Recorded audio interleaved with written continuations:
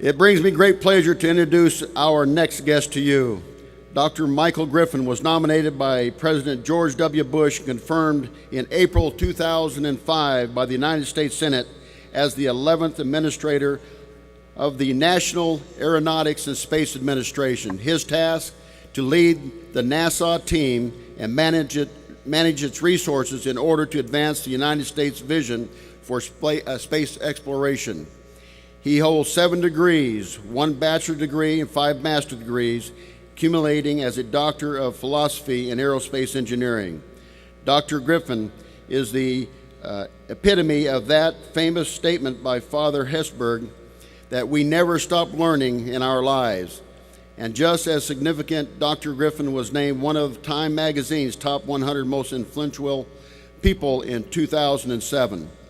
During his 4-year tenure as an administrator of NASA, America's space program enjoyed many successes. Perhaps his most commonly known accomplishment was the Space Shuttle Discovery successful launch into orbit, marking NASA's first return to human space flight after Columbia tragedy.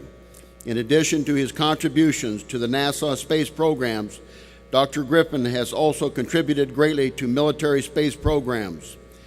Well before being named Administrator of NASA, he helped design the successful Delta 180 series of missile defense technology satellites for the Strategic Defense Initiative organization.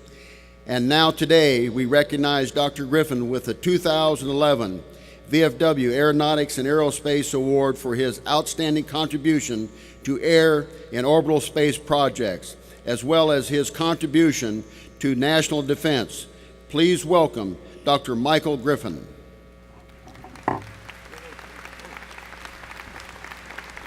Sorry, buddy. I'm getting ahead of you. Yeah. Aeronautics and Aerospace Award, Gold Medal and Citation awarded to Dr. Michael Griffin, in honored recognition of his distinctive long-term vision for human space flight and space exploration as the 11th Administrator of the National Aeronautics and Space Administration, NASA.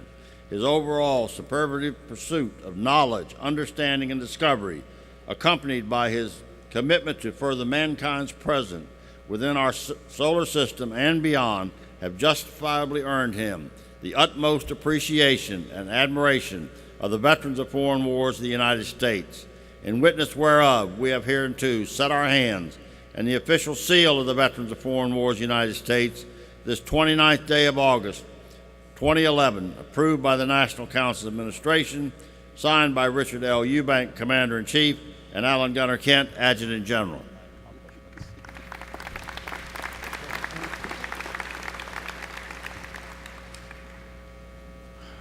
Thank you very much. When the Veterans of Foreign Wars initially called my office to advise me that I had been selected for this award, they offered good news and bad news. I was selected for the award, but when it was my time on stage, I would have to follow a beautiful, talented supermodel. I said yes anyway. But I don't blame any of you for not paying attention right now. More seriously, I have been extraordinarily lucky in my career, following in part from the fact that for 40 years and more since I graduated from college, I've been privileged to do what I loved to do for our nation's aerospace and defense programs. I loved it. And when you love what you do, the odds are that with enough time and effort, you can become good at it.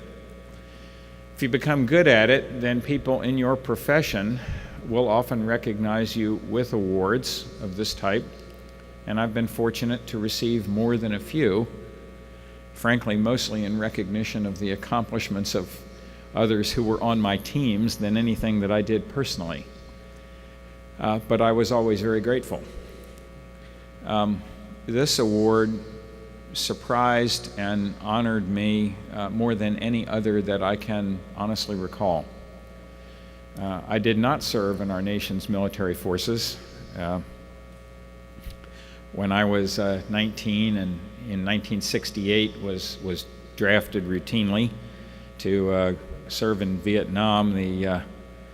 The medical doctors decided that paying for my eye care wasn't worth having me in the service, and so they politely rejected me.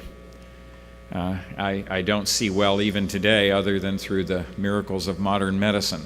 So I did not serve. I am the son of a career enlisted man who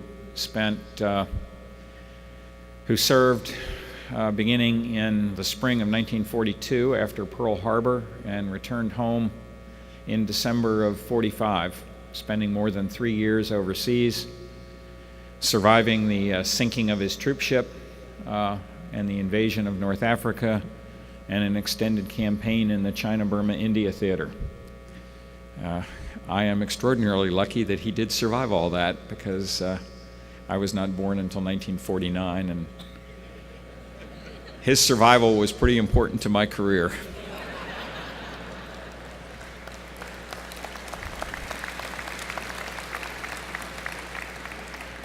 He stayed in the Army after the war because, as he once said to me, there really weren't a lot of jobs for uneducated 21-year-olds coming out of the service, or 22-year-olds coming out of the service in 1945. He retired as Chief of Accounting for the Veterans Administration of the United States government. And I had the great pleasure of realizing that he was always very proud of what I accomplished. He passed away 4 years ago, and my one regret in receiving this award is that he could not live to see me receive it. He would have been more pleased by this than anything else for which I've had the good fortune to come upon.